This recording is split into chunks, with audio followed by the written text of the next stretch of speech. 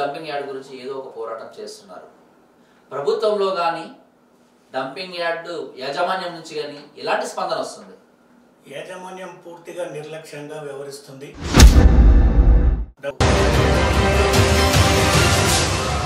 ఈ ప్రాంతం ఇంత అభివృద్ధి కాకపోవడం కారణం బికాజ్ ఆఫ్ డంపింగ్ యార్డ్. ఒక సమస్య చిన్న సమస్య కాదు, అది వాళ్ళ జీవన మరణ సమస్య. వాళ్ళ ఇండ్లు కట్టుకుంటే ఆ ఇండ్లు రేపు పొద్దున సిమెంట్ ఈ విషపు నీళ్లతో అవి ఉంటాయో ఊడిపోతే తెలియని పరిస్థితి.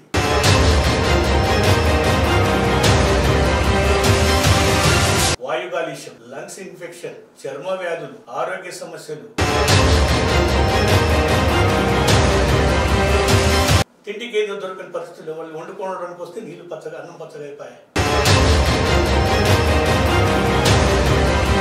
స్నానం చేయడానికి పోతే దురదలేసి ఆ నీళ్లతో. ఇంత నిర్లక్ష్యంగా వ్యవహరిస్తుంటే